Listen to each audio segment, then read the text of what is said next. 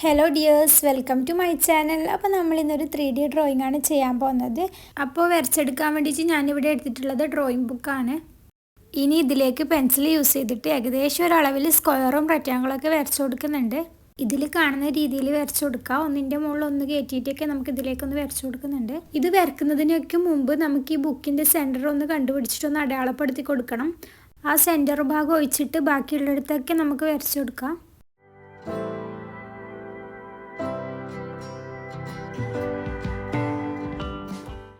അങ്ങനെ ഇത്രയും ഭാഗം വരച്ചു കൊടുത്തതിന് ശേഷം നമുക്ക് ആ സെൻറ്ററിലേക്ക് കണക്ട് ചെയ്യുന്ന രീതിയിൽ ഇതുപോലെ കുറേ ലൈൻസ് വരച്ചു കൊടുക്കാം.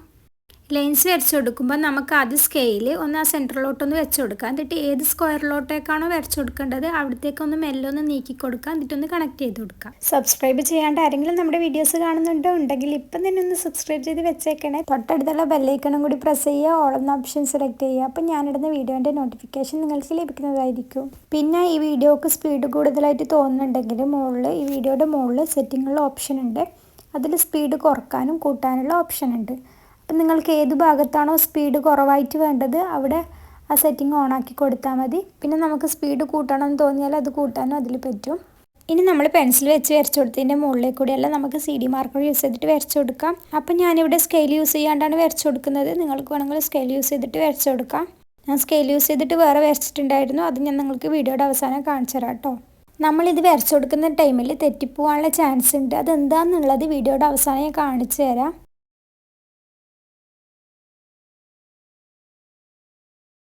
ഇനി നമ്മൾ ആദ്യം പെൻസിൽ കൊണ്ട് വരച്ച ഭാഗം നമുക്കൊന്ന് മായ്ച്ചു കൊടുക്കാം.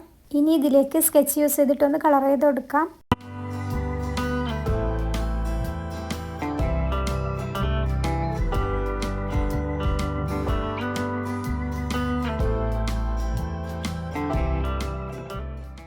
അപ്പോൾ ഇതാണ് നമ്മുടെ ഡ്രോയിങ്ങിൻ്റെ ഫൈനൽ ലുക്ക്. അപ്പോൾ ഞാൻ വേറെ വരച്ചിട്ടുണ്ടായെന്ന് പറഞ്ഞിട്ടില്ല, അത് ഇതാണ് കേട്ടോ.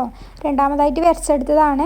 അപ്പോൾ ഞാൻ പറഞ്ഞിട്ടുണ്ടായിരുന്നു ഇത് വരച്ചതിൽ ചെറിയൊരു തെറ്റ് പറ്റിയിട്ടുണ്ടെന്ന്. അപ്പോൾ ഞാൻ ഈ മാർക്ക് ചെയ്ത ഭാഗത്താണ് തെറ്റ് പറ്റിയിട്ടുള്ളത്. അപ്പോൾ സ്ക്വയർ വരക്കുന്ന ടൈമിൽ ഒന്ന് കയറിയിട്ട് ഇറങ്ങിയിട്ട് നിന്നുപോയി. അതാണ് അതിൽ പറ്റിയ തെറ്റ്.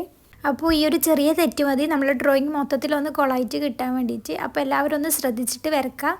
അപ്പോൾ അത്രയേ ഉള്ളൂ. എല്ലാവരും ഹെൽത്തി ആയിട്ടിരിക്കുക, ക്രിയേറ്റീവായിട്ടിരിക്കുക. ഇനി നെക്സ്റ്റ് വീഡിയോയിൽ കാണാം കൂട്ടുകാരെ. താങ്ക്